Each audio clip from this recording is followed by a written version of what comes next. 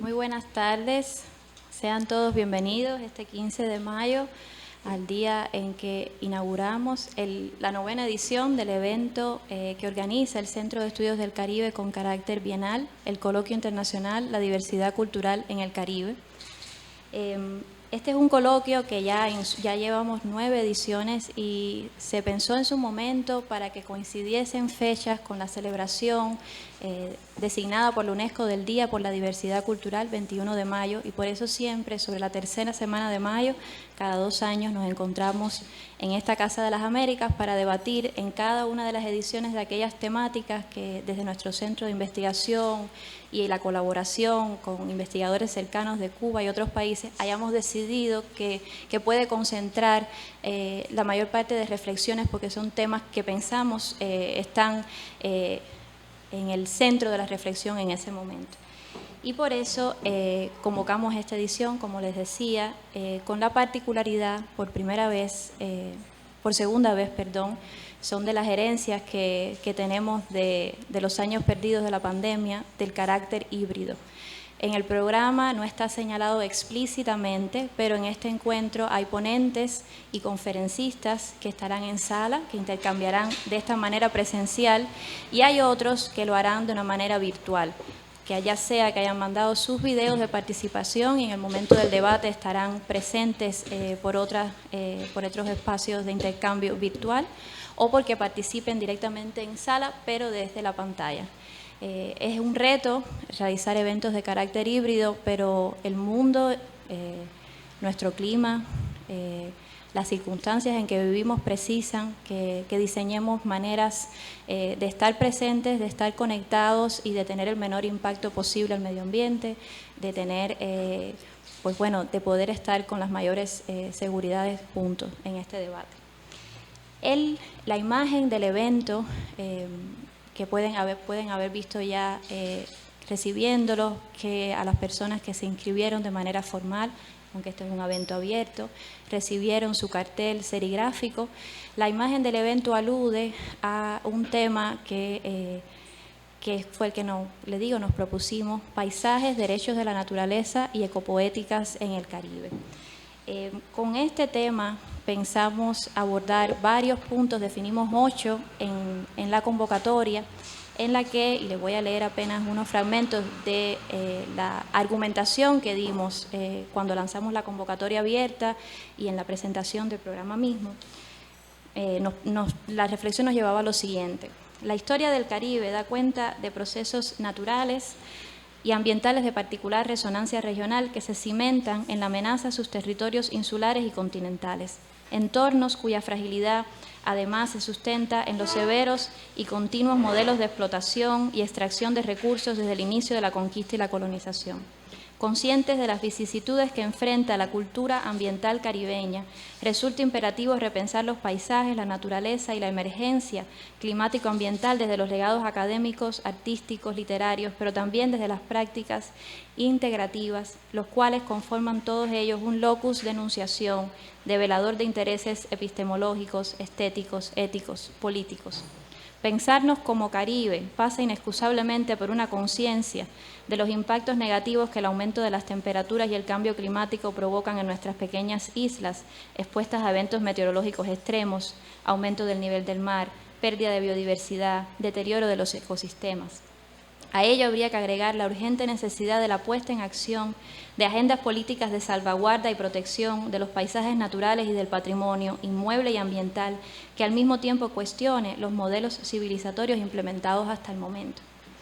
Es por eso que bajo ese prisma nuestro coloquio se propone reflexionar sobre los derroteros de un pensamiento ecológico regional como proceso consustancial a nuestra cultura, que permita revisitar trayectorias pasadas y fundar nuevos itinerarios, desde los cuales se puedan continuar construyendo paradigmas emancipatorios.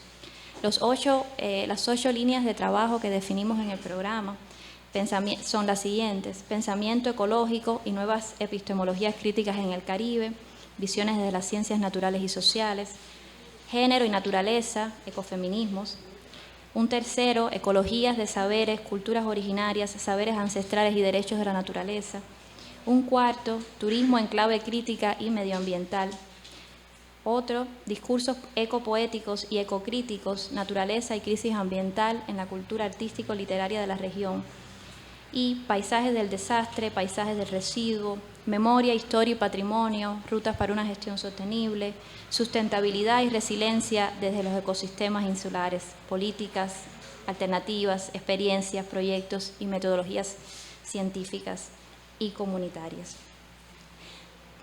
Dado esta amplitud temática, está transversalizada por la línea que creemos sintetiza en el título del evento, hemos organizado un coloquio en el cual ustedes, como podrán ver en el programa, y les hago una pequeña y metodológica descripción del programa, tendremos cada mañana, la de hoy, hoy en la tarde, la mañana del martes, la del jueves y la del viernes, conferencias a primera hora, abriendo ese día de las sesiones.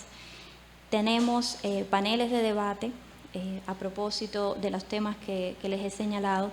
El miércoles será un día en que toda la mañana será dedicada a George Lamming, intelectual barbadense muy cercano a la casa, un trabajador, como decimos en Casa de las Américas, un trabajador de nuestra casa que el año pasado falleció en Barbados, en su isla natal, y le hemos dedicado un espacio especial en este evento. Será el miércoles durante toda la mañana.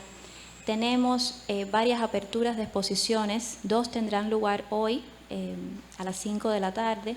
Una de ellas se conecta con otro espacio de celebración, de homenaje al centenario del artista haitiano Prefet Dufaux.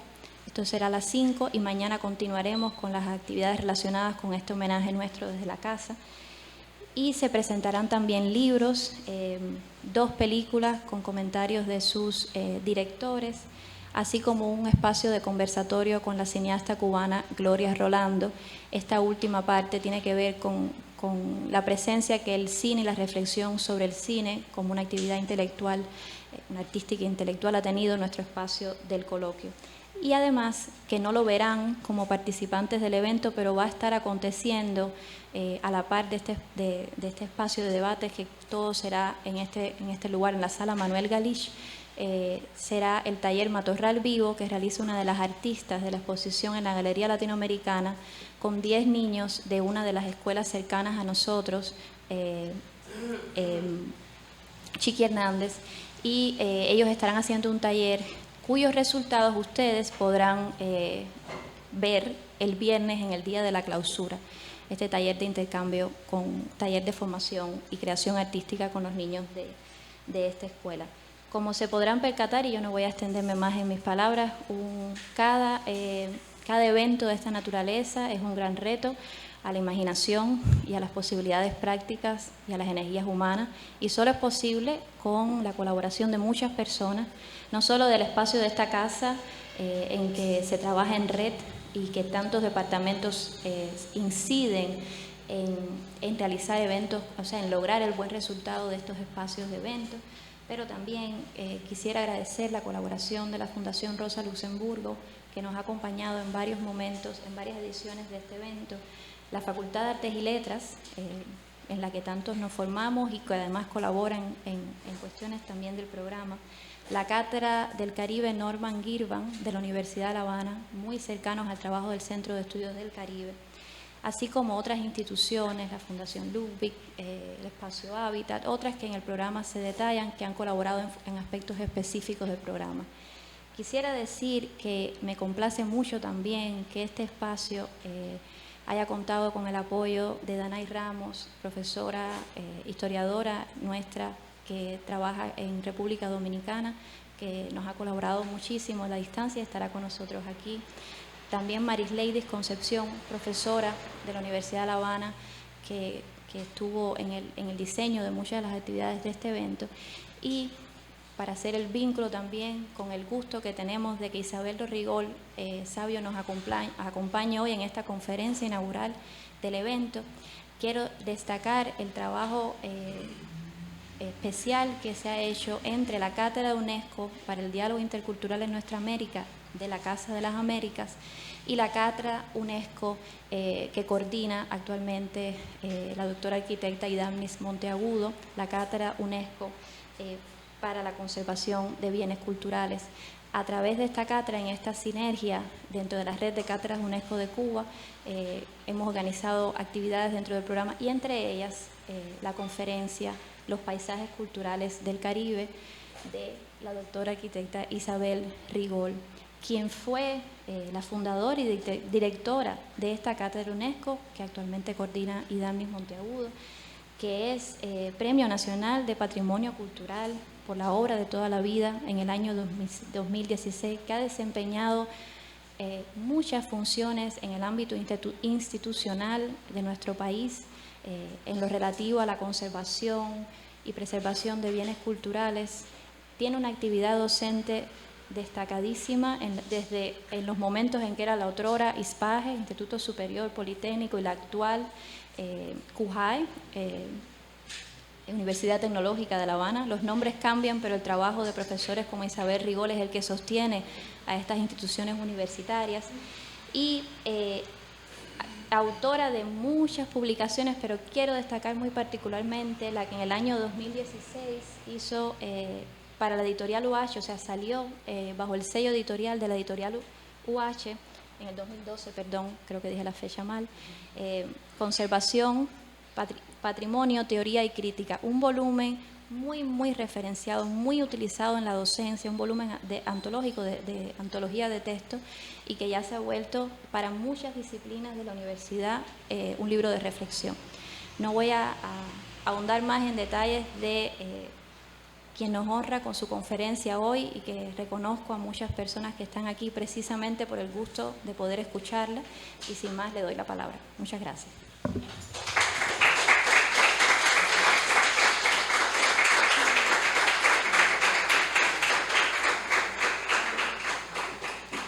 Muy buenas tardes a todos. En primer lugar, quiero dar las gracias a la Casa de las Américas por esta invitación que mucho me complace. La Casa es una institución muy querida,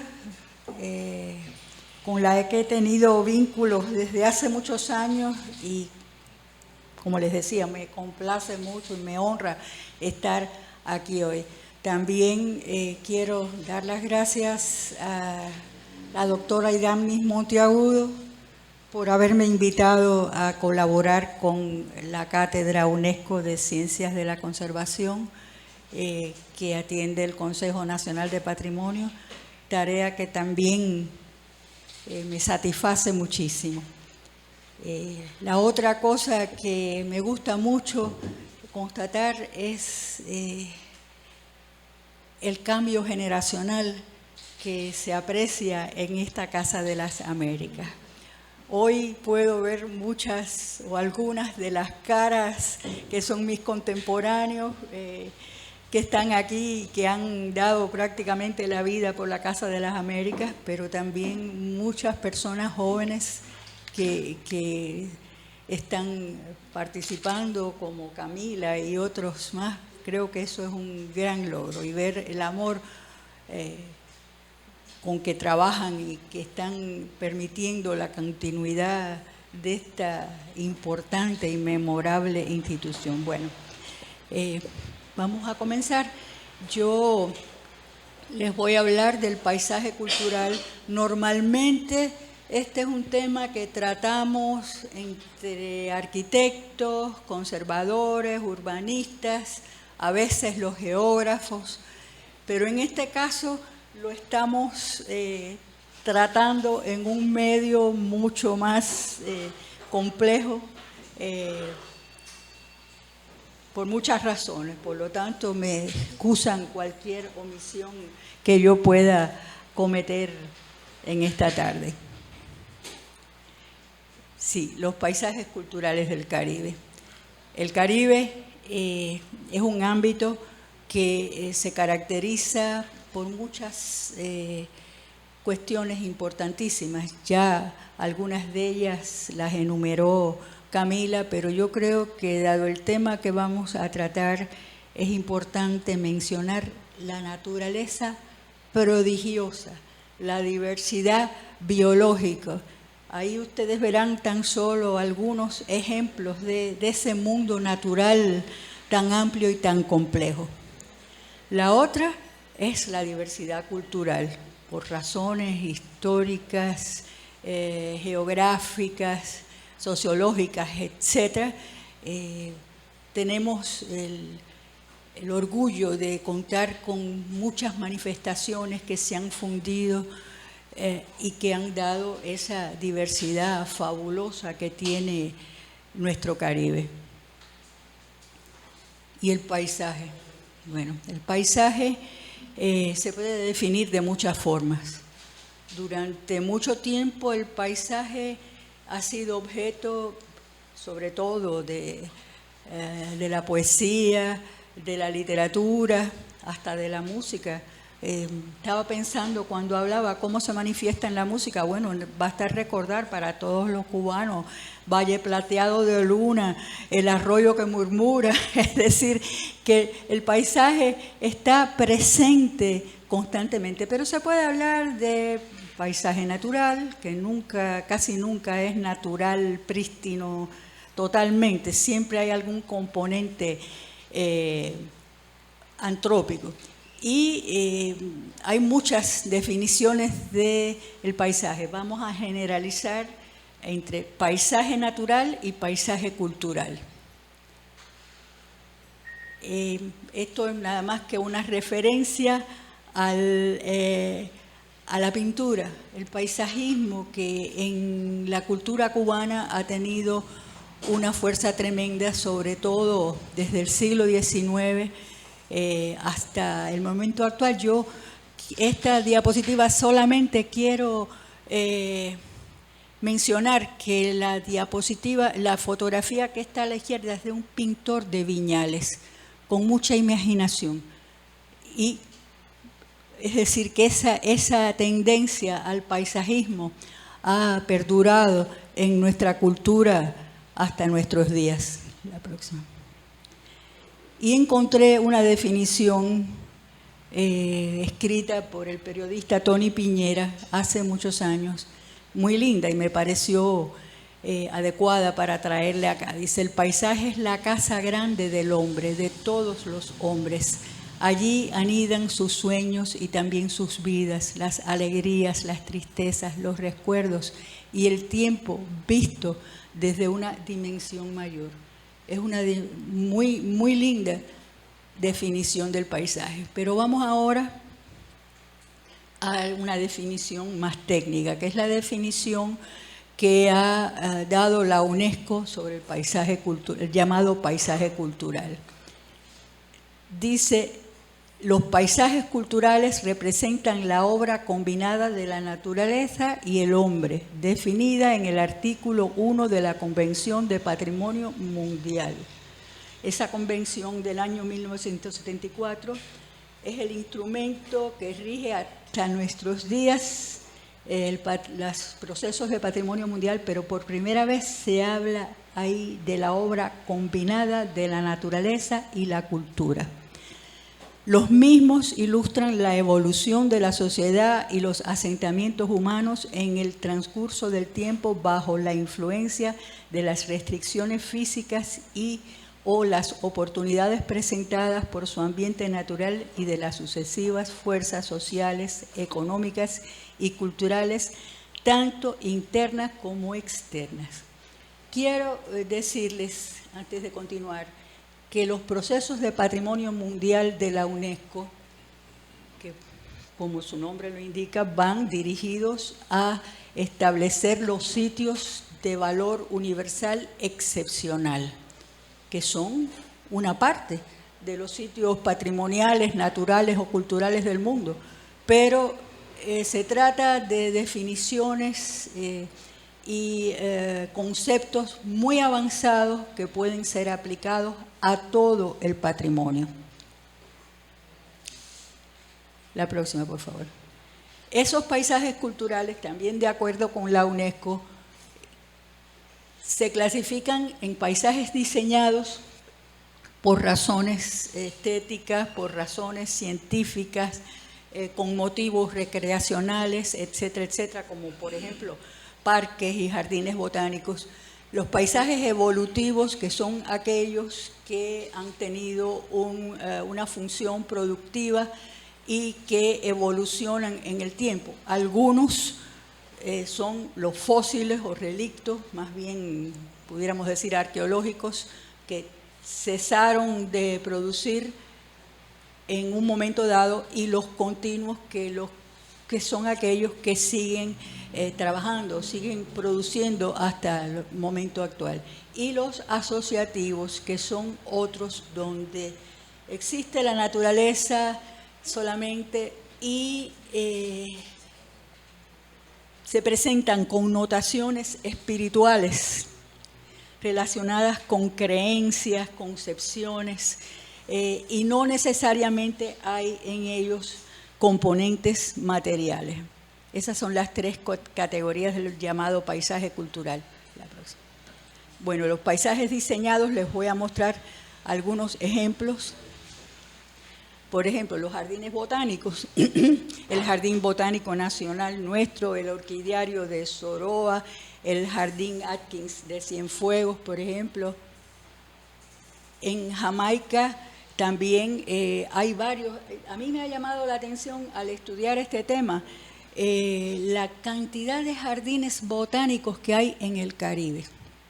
La causa no la sé.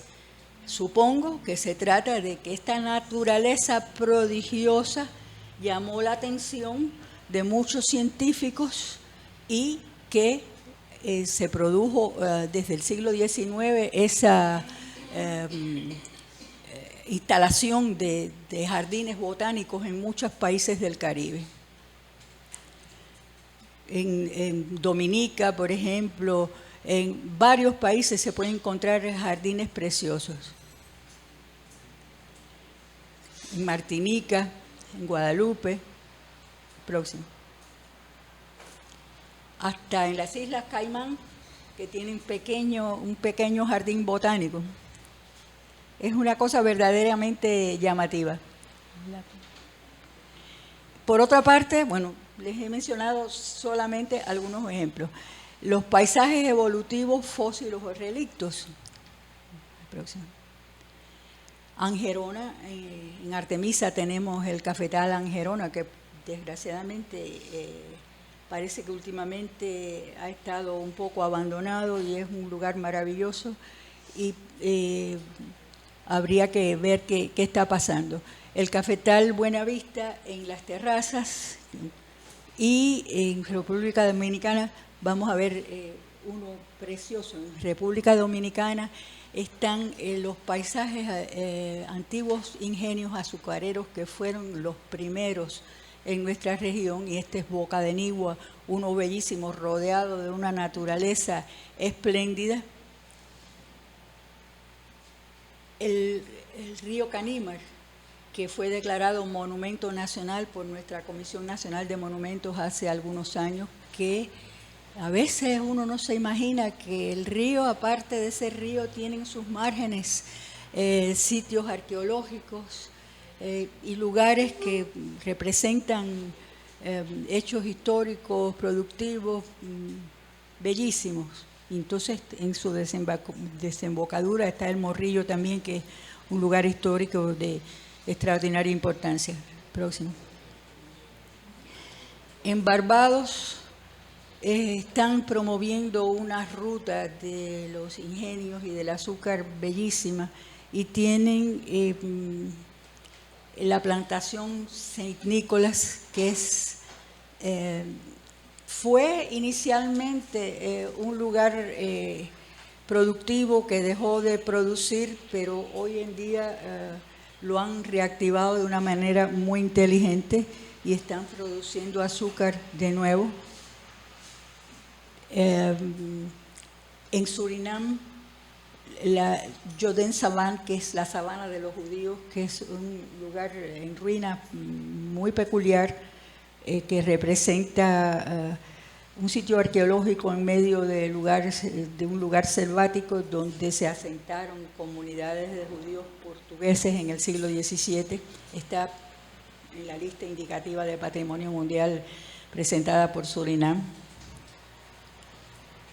Y bueno, nuestro Valle de los Ingenios, que en el momento en que se produjo su declaratoria como sitio del Patrimonio Mundial junto a Trinidad, no estaba estudiada la categoría de paisaje cultural, pero es un paisaje cultural.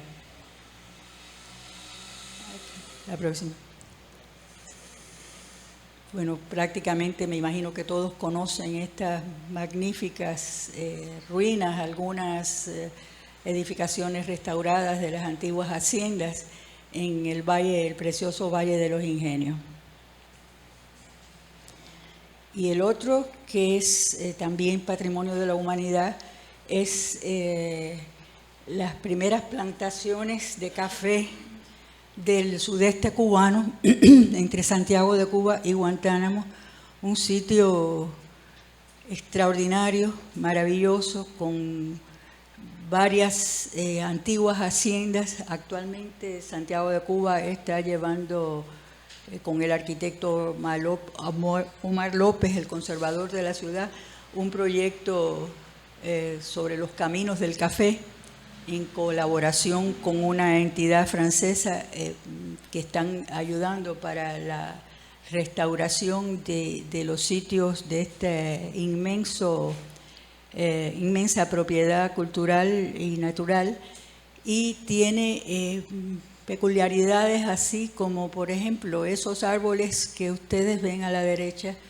en algunos lugares de estas montañas orientales, resalta esa floración roja, que no es lo más natural en nuestro paisaje, muy verde, y que a lo lejos presenta en primavera manchas rojas que evocan paisajes de otras latitudes.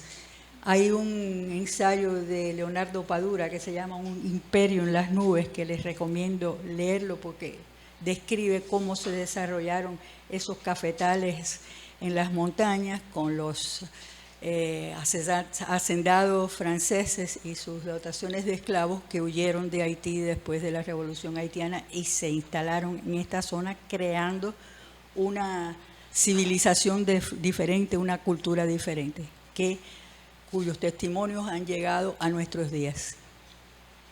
Algunas vistas de este maravilloso sitio.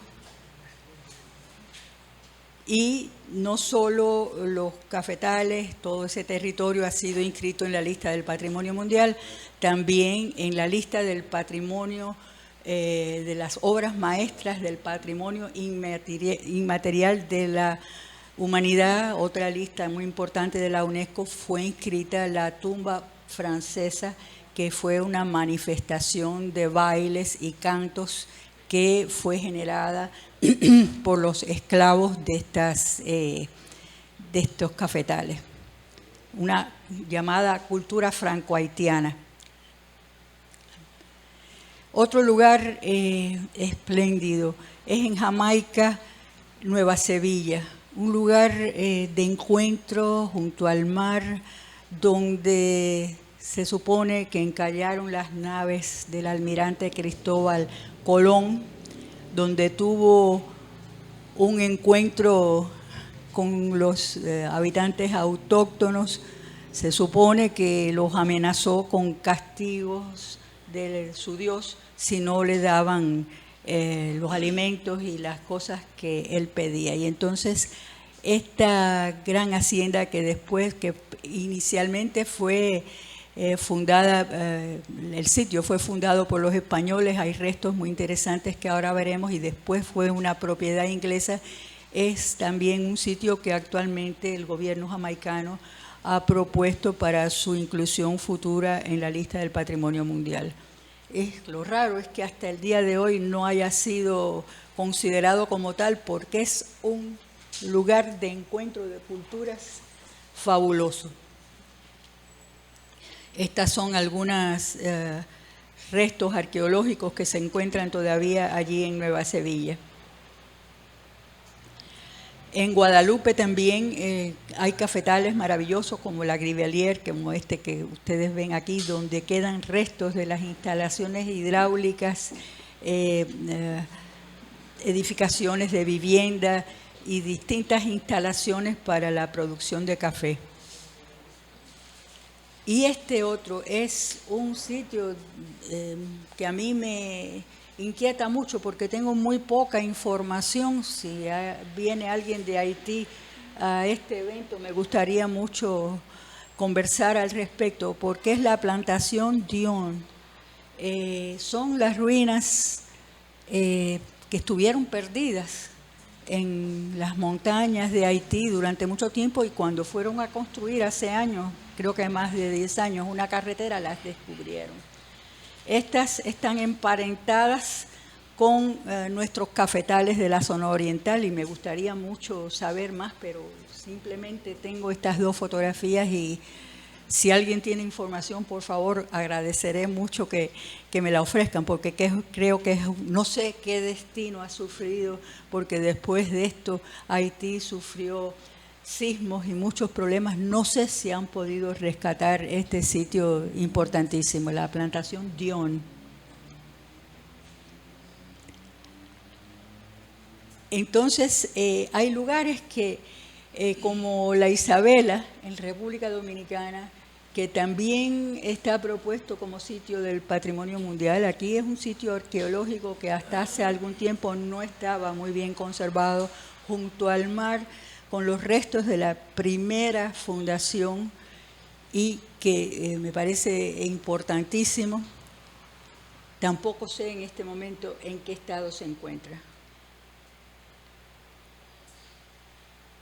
En Curazao, en las Antillas Holandesas, también hay restos de plantaciones extraordinarias que también se están estudiando y se han propuesto como sitios del patrimonio mundial por, bueno, no por el gobierno de Curazao, sino por el gobierno de los Países Bajos. La próxima.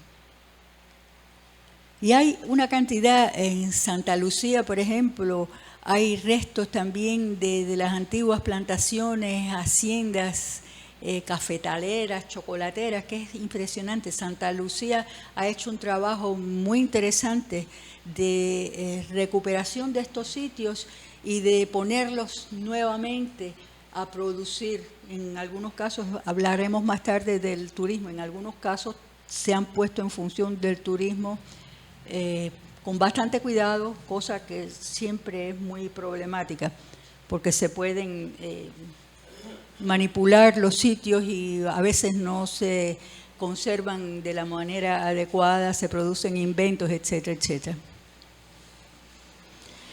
También en Santa Lucía, en el área de los llamados pitones, existen asentamientos, jardines históricos maravillosos, que podemos catalogar como paisajes culturales. Esta es Fondú, también de Santa Lucía, una antigua asentamiento cafetalero en medio de esa exuberante vegetación, y hoy en día está produciendo chocolates que se exportan y se distribuyen, y se está trabajando aquí en función del turismo y conservando el sitio bastante bien. Sí, la próxima. La próxima, sí. Este es el chocolate y hay una pequeña hacienda en la diminuta isla de Dominica que ha sido restaurada, que se llama Bois Cotelet, en medio de una vegetación exuberante, de unas montañas. Un joven matrimonio se dio a la tarea de restaurarla y utilizarla como un lugar para el turismo, que recibe visitas turísticas y que también ofrece alojamiento. Es una cosa muy pequeña, muy preciosa. No sé, estoy hablándole de algo que conocí hace algún tiempo y realmente me doy cuenta y les confieso que al ofrecerles esta charla hay muchas cosas sobre las cuales tengo que actualizarme. La próxima. y que me producen grandes inquietudes cuando pienso en ellas. Y si pensamos en el Caribe en un contexto más amplio, en el contexto del Gran Caribe, en el sur de los Estados Unidos, hay maravillas de antiguas plantaciones donde la mayor parte que no siguieron funcionando, pero tienen viviendas preciosas, instalaciones productivas, antiguas viviendas de esclavos, etc., en el llamado Camino del Río. La próxima. Una cosa que es muy importante, que la mayor parte de estos sitios, de las plantaciones, son sitios de memoria de la esclavitud. O sea, que los tenemos que conservar, por un lado, por lo que representan como paisajes culturales, como resultado de la confluencia cultura-natura, y por toda una serie de aspectos vinculados a la identidad y a la cultura espiritual de nuestros pueblos. Pero es importantísimo tener en cuenta lo que representan como testimonios de la esclavitud, que no tengo que explicarles lo que significó el proceso esclavista en el Caribe. La próxima. Y la tercera categoría es la de los paisajes evolutivos continuos, que son aquellos que han continuado produciendo. Por ejemplo, el Valle de Viñales, que fue inscrito en el año 1999 como Patrimonio Mundial y que fue el primer paisaje cultural inscrito en toda la América del Norte, Central, del Sur, en esa prestigiosa lista, que tiene virtudes naturales como esos preciosos mogotes, pero inicialmente se propuso como un sitio natural en virtud de esos mogotes extraños que solamente se dan aquí en el Caribe y en algunos sitios del sudeste asiático. Pero el propio Comité de Patrimonio Mundial recomendó que, como estaba emergiendo esa categoría del paisaje cultural, y aquí se daba la producción tabacalera y una vida rural muy interesante, manifestaciones culturales campesinas muy importantes, que se propusiera como paisaje cultural, y así se hizo. En esa ocasión, la doctora Marta Arjona recibió el premio Melina Mercouri, otorgado por el gobierno de Grecia y la UNESCO a uno de los mejores trabajos relacionados con los paisajes culturales en el mundo. Aquí la vida rural, las costumbres campesinas son tan vivas.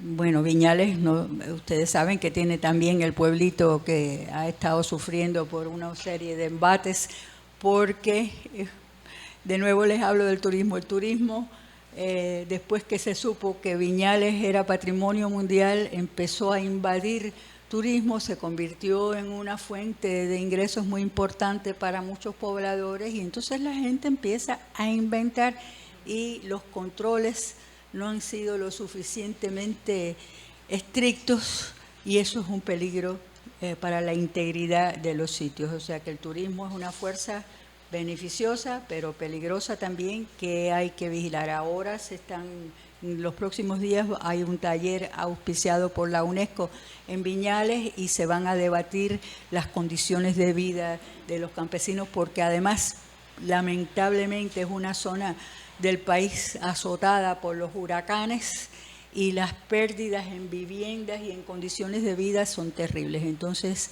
se está tratando por todos los medios de evitar estos problemas en un sitio tan precioso, tan valioso, con costumbres no solo agrícolas, sino en las artesanías, en la música, en la construcción de viviendas, que ese es otro dilema. Esta construcción vernácula, el bohío, que no solo para la vivienda, sino también en las instalaciones productivas, en las casas de tabaco, cuál es la resistencia, resiliencia, como dicen ahora, de todas estas instalaciones, cómo lograr que sobreviva esta maravilla ante los impactos de los desastres naturales que nos azotan con mucha frecuencia. Y hay paisajes del café, paisajes azucareros que en Cuba tienen una fuerza, están entre los paisajes más importantes. El azúcar ha sido fundamental para nuestro desarrollo, con los ferrocarriles, los campamentos cañeros, los bateyes importantísimos con características muy especiales. Entonces, los paisajes azucareros hay que cuidarlos mucho porque se han deteriorado, se han perdido muchas cosas. Yo quiero mencionar como caso positivo Camagüey. Camagüey ha restaurado el antiguo ingenio Oriente del siglo XIX y el Central Jaronú. Hay que felicitarlos porque esa fue una iniciativa de Camagüey que es realmente encomiable. Personalmente pienso, como algunos de mis compañeros, que el conjunto de ingenios azucareros del siglo XIX, pensados no solo en las edificaciones, sino en el paisaje circundante y pensando en todo el país, puede ser objeto de una nominación futura de Patrimonio Mundial por la importancia que tuvo esa industria azucarera en Cuba. Hablando de industria azucarera, ya mencionamos la abadía San Nicolás en Barbados, que tiene una reactivación de la producción cañera y que es increíble lo que están haciendo en estos momentos. Y lo han unido a una también producción de ron, es decir, que el lugar se autofinancia. Tiene un dueño, un propietario privado y el gobierno de Barbados los ayuda y siempre y cuando ellos permitan las visitas de la población y contribuyan al desarrollo del país. Y bueno, las terrazas, un lugar que todos conocemos, un lugar extraordinario que fue declarado Monumento Nacional también. Es un tipo de paisaje cultural, paisaje que se hizo en el periodo revolucionario y que se ha mantenido en buenas condiciones de una manera paradigmática. Y las terrazas contiene, además de toda la obra que se hizo allí, varios cafetales, pero el que más integridad ha tenido es el antiguo cafetal Buenavista, cafetal francés, que fue restaurado también. También hay que hablar de los paisajes chocolateros, cacaoteros en Baracoa,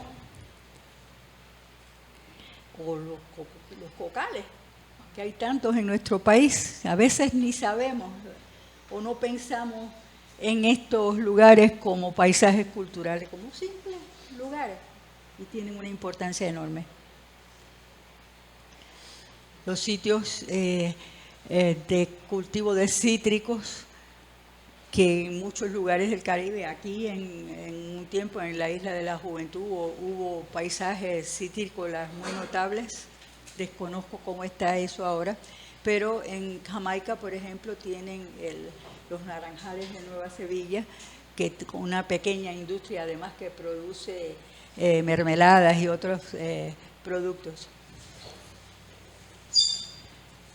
Otros paisajes, los paisajes costeros, marineros, que tienen que ver con la pesca, que en nuestras islas son muy abundantes. Y los paisajes asociativos, que es la última categoría, que son aquellos, como les decía, que a veces no hay ningún elemento material, pero ellos están relacionados con creencias, con asuntos religiosos, místicos, como por ejemplo nuestro paisaje del cobre, también monumento nacional, que está desde tiempos prehispánicos, se asoció a determinadas creencias y después está la leyenda, la tradición de la Virgen del Cobre,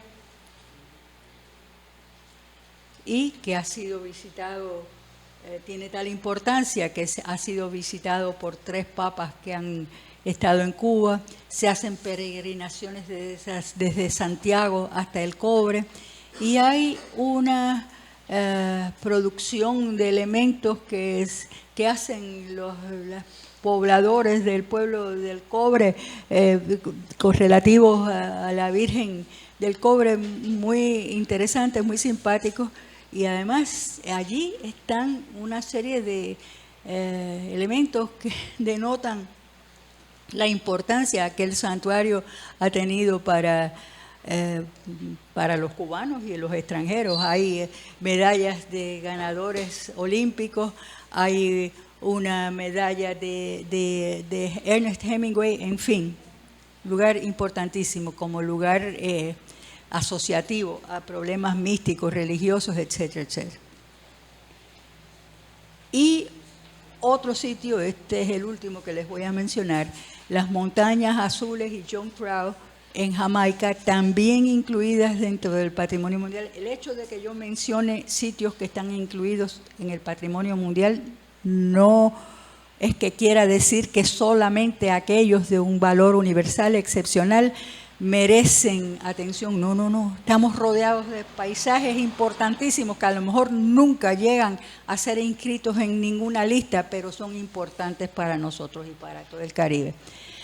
En el John Crow y las Montañas Azules de Jamaica está inscrito como sitio mixto en el Patrimonio Mundial por sus valores naturales extraordinarios, autóctonos, y por sus valores culturales, pero contiene, o son paisajes culturales también. Por ejemplo, allí la diversidad natural es increíble, de flores, animales, un lugar increíble. Y la población, allí viven descendientes de los cimarrones que se asentaron allí, se escondieron en esas montañas y que tienen manifestaciones musicales, del baile, un dominio de la medicina en base a las plantas, y es un lugar extraordinario. Tienen también, he leído que hay ciertas restricciones en cuanto a las visitas, porque tienen algunas creencias que son secretas y que no se divulgan frecuentemente, y que peligran ciertas cosas de la integridad del sitio si ellos divulgan a las masas sus costumbres, etcétera, etcétera. La próxima. Bueno, actualmente se discute si el llamado paisaje urbano histórico es paisaje cultural o no. Yo no voy a entrar en esas cuestiones porque es un tema un poco difícil. Solamente les quiero llamar la atención de que la UNESCO también lanzó esta categoría del paisaje urbano histórico, que es lo que siempre, cuando yo estudiaba arquitectura hace muchos años, eso era lo que se llamaba el townscape, o perfil urbano, no sé cómo traducirlo, o paisaje urbano. Que no es exactamente el paisaje cultural porque no tiene la relación con la naturaleza que tiene el paisaje cultural, pero es motivo, se han lanzado manuales y ha estado muy de moda en los últimos años, pero es un concepto que hay que estudiarlo muy bien.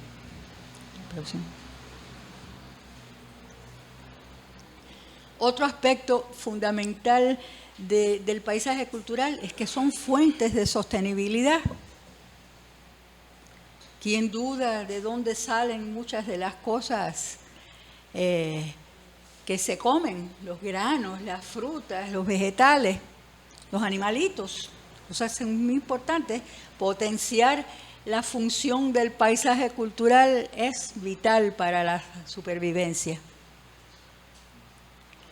Y, por ejemplo, en Jamaica existe, por ejemplo, dice que un tesoro histórico nacional, una de estas plantaciones cafetaleras reactivadas, que produce mucho café actualmente y tiene un significado no solo de supervivencia, sino económico.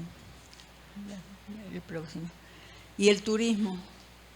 Muchos de estos paisajes culturales se aprovechan para el turismo y es bueno o malo, depende de cómo se establezca el proceso turístico, porque el turismo es un benefactor innegable, pero también puede ser una amenaza tremenda. Entonces es muy importante el papel del Estado en establecer el equilibrio necesario para no dañar los sitios, para que no se dañe su integridad, sus características valiosas desde el punto de vista natural y cultural. Hay muchos de estos sitios que en el Caribe se utilizan para bodas, para fiestas. Yo creo que hacen bien. Hostales de plantación, esta es una antigua plantación con unos terrenos preciosos alrededor. Y en algunos casos, estas hostales de plantación que tienen en Saint Kitts, San Cristóbal y Nieves, se han dañado bastante porque aparentemente son muy lindos, pero se han construido cosas que no tienen nada que ver con la esencia original del sitio. Como aquí, por ejemplo. Ahí la piscina está un poco en contraste con el viejo molino. Son cuestiones a discutir y analizar. La próxima. Este es un ejemplo en San Martín de una hacienda que se ha dedicado al turismo, a un turismo que tiene que ver con la ecología. Es la finca Lotería y es un ejemplo muy lindo de conservación de la naturaleza y de las costumbres, donde hay mucho cuidado en el manejo del sitio.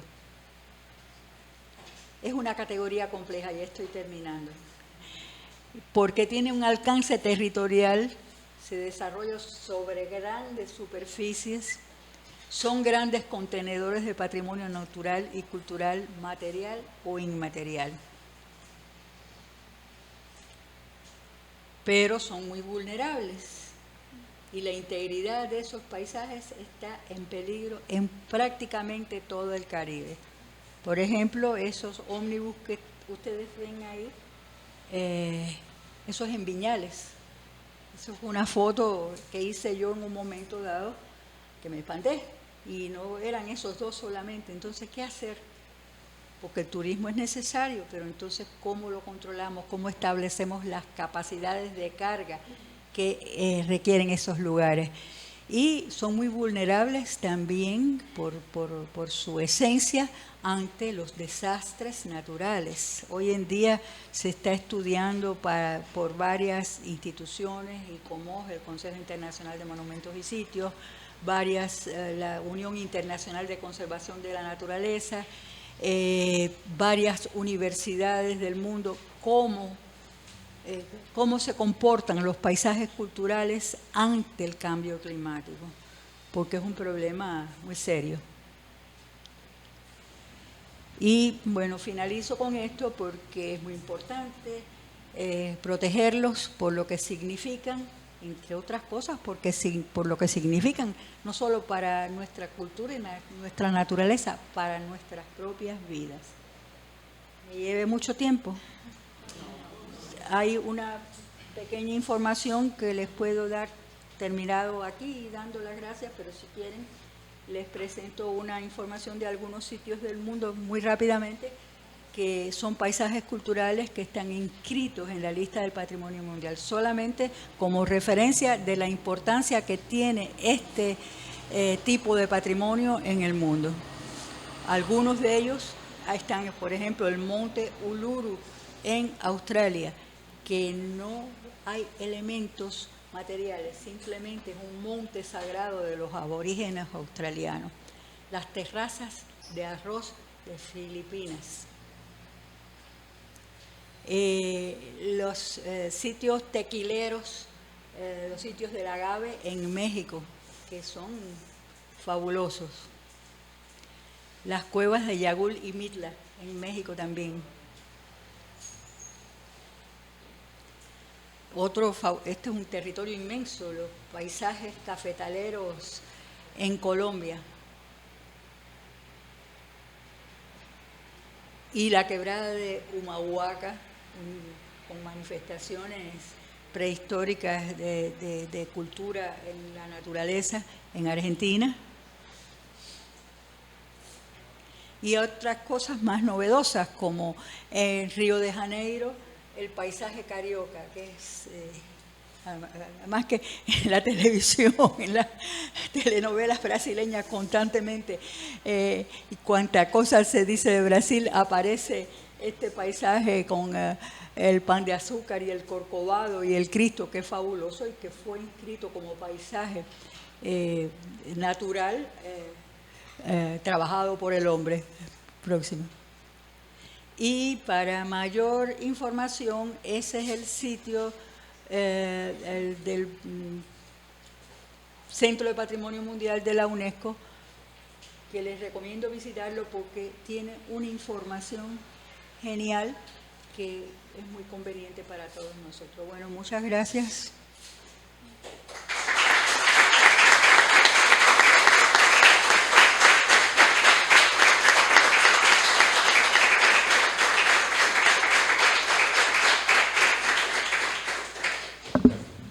Muchas gracias, Isabel, por esta conferencia que da inicio a nuestro coloquio internacional, y una que está del lado de acá con el comité organizador, que sabe lo que viene en el programa. Les puedo decir que muchos elementos que Isabel ha nombrado, a los cuales se ha referido en su conferencia, serán abordados en otros momentos del programa por otros ponentes. Solo dos detalles. De Haití viene Didier Dominique, que dará una conferencia mañana a las 10 de la mañana, que conversábamos que tal vez se conocían de su visita a Haití porque él trabajó con el ISPAN, el Instituto de Salvaguarda del Patrimonio Nacional de Haití.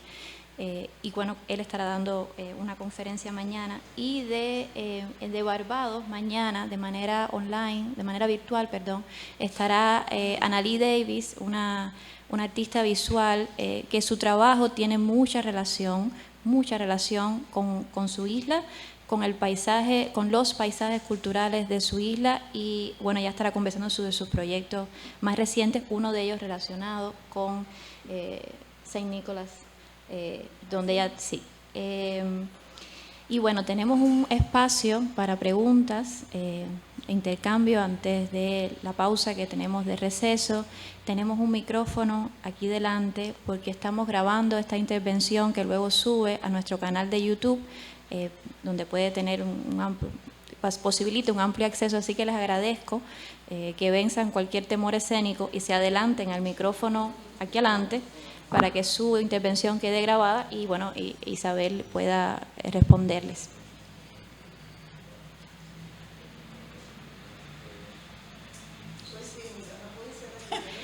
Le agradezco mucho, que es decir, le insisto que venga el micrófono. Es para que se grabe el audio, Cuando le conviene. Bueno, mi nombre es Tamara Blanes y Isabel Rigol, bueno, la conozco desde hace muchos años. Estuvimos trabajando juntas en el CENCREN, fue mi directora durante todo el periodo que fue mi directora. Le tengo un gran respeto, un gran cariño como amiga, como profesional. Y aprovecho para darte las gracias, Isabel, porque has dado una conferencia magistral, magnífica. Te felicito una vez más. Entonces, bueno, yo quería aunque ya la directora lo dijo, ¿no? Yo tengo un gran amigo, arquitecto Didier Dominique, que trabajamos muchos años juntos, no sé si estará aquí. Sé que mañana tiene una conferencia. Llega hoy por la noche. Hoy por la noche. Llega hoy por la noche. Y es una persona que, a pesar que él se dedicó, o sea, estuvimos trabajando juntos y seguimos trabajando juntos en ICOFOR, en lo que es el Comité Internacional de Fortificaciones, también ha trabajado mucho con el patrimonio de Haití. Es decir, que yo creo que sería muy bueno precisamente estos intercambios, son buenos, beneficiosos, precisamente para eso, para dar noticias, para ampliar la información que a veces es necesario, porque nuestra región es muy grande y no siempre tenemos los recursos para poderlos conocer. En fin. Y la otra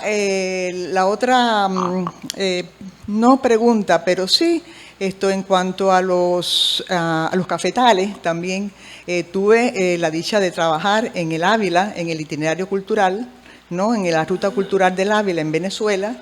Y no sé si habrá alguien aquí que represente Venezuela, pero bueno, ahí sé que hay un patrimonio muy diverso, una ruta cultural, que hay una hacienda muy interesante cafetalera, que tengo mucha información porque trabajé unos cuantos años allá y sí tengo un buen material que, aunque nosotros nos conocemos, muy pocas veces tenemos la oportunidad de poder intercambiar.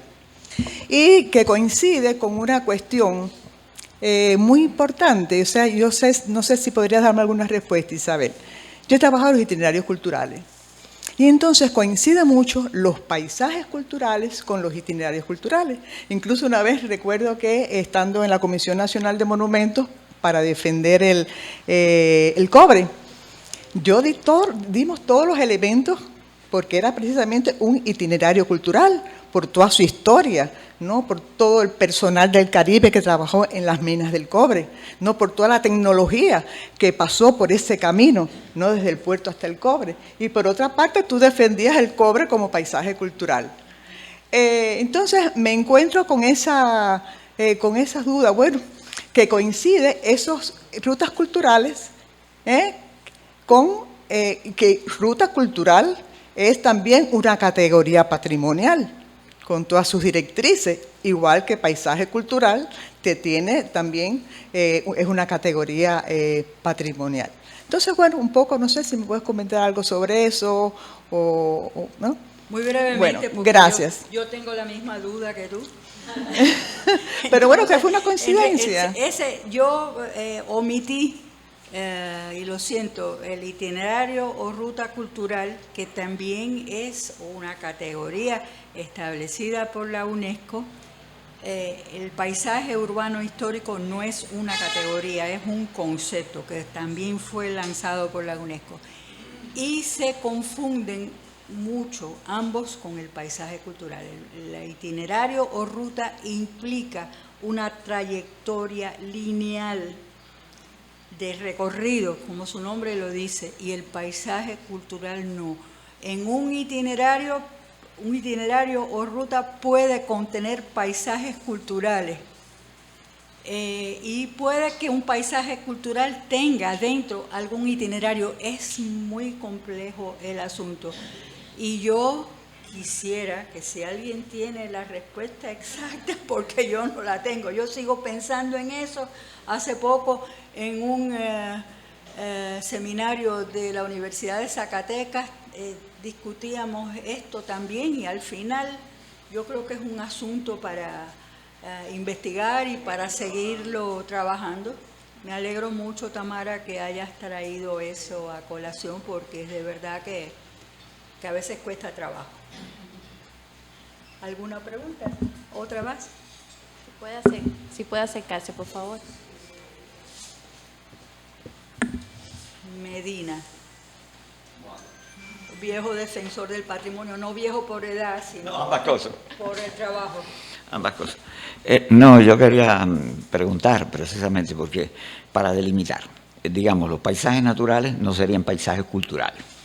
Es paisaje natural. Paisaje natural. Ahora, el paisaje cultural aparece por la manera en que se presenta como pequeños oasis, que son reservorios que prácticamente han quedado como resultado de la civilización en un momento determinado.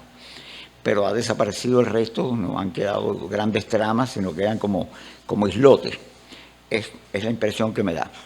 Y pensaba algo que después usted refería al final, que es el paisaje, digamos, urbano. Porque en realidad el paisaje cultural, que tiene vinculación con el natural, está claro. pero pensaba también en la posibilidad de algún paisaje urbano, por los entramados, las vías de circulación, la estructura de las maneras de las edificaciones, cómo se compactan unas a las otras y dan su peculiar tono y estilo, unas con relación a las otras, resaltándose en este sentido.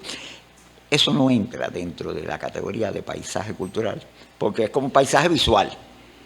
Es un paisaje visual que es cultural, pero que no tiene necesariamente entorno natural, no está en el entorno natural. Pero es un entramado urbano, pero que sin embargo, visualmente, porque el importante es que es el paisaje, el que el hombre encuentra en su transitar diario y lo va viendo en una época determinada. No ya que se desaparezca, sino en el real, el que todavía sigue existiendo. Y entonces ese me preocupaba si ese no tenía esa categoría o podría considerarse, porque es un paisaje visual, pero es cultural. Es cultural, indudablemente, pero no tiene necesariamente el vínculo con la naturaleza, No. con el componente natural, no necesariamente puede tenerlo.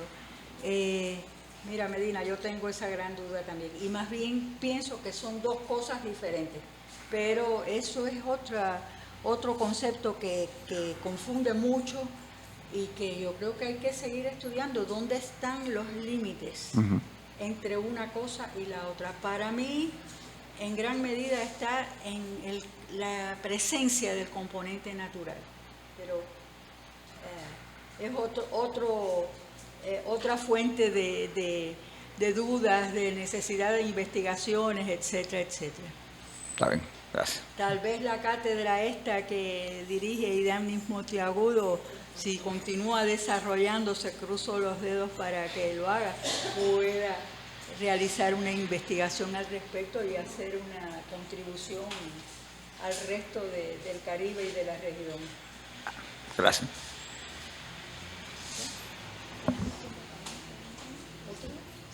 Tenemos tiempo para otra pregunta, una pregunta más o comentario.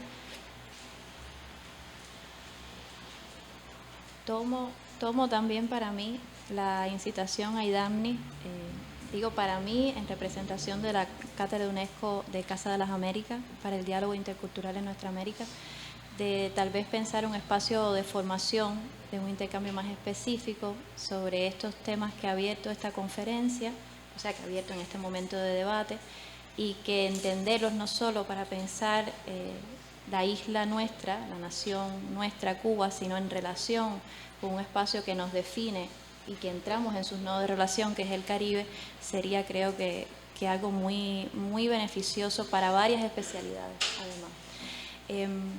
Agradezco mucho, Isabel, ya decía, que su conferencia haya de esta manera tan diáfana, con tanta calma y detalle, nos haya ido apuntando esos itinerarios que seguirá nuestro coloquio durante esta semana, contra la frase que una vez un grandísimo escritor caribeño dijo, con toda la provocación que conlleva, que nada fue creado en el Caribe, nothing was created, decía Naipaul en el año 66. Mucha gente le ha respondido. Naipaul mismo es muestra de la falacia, de la ironía contenida en esa expresión, y lo que Isabel nos ha mostrado aquí también. Hay mucho que ha sido creado y que está además en constante evolución. Entonces, los invito a un pequeño receso y a un café, y nos volvemos a ver para el panel siguiente con las artistas que van a hablar de su obra, que luego a las 5 de la tarde verán en la Galería Latinoamericana, y de cómo ha sido el proceso de gestación de esta exposición. Muchas gracias.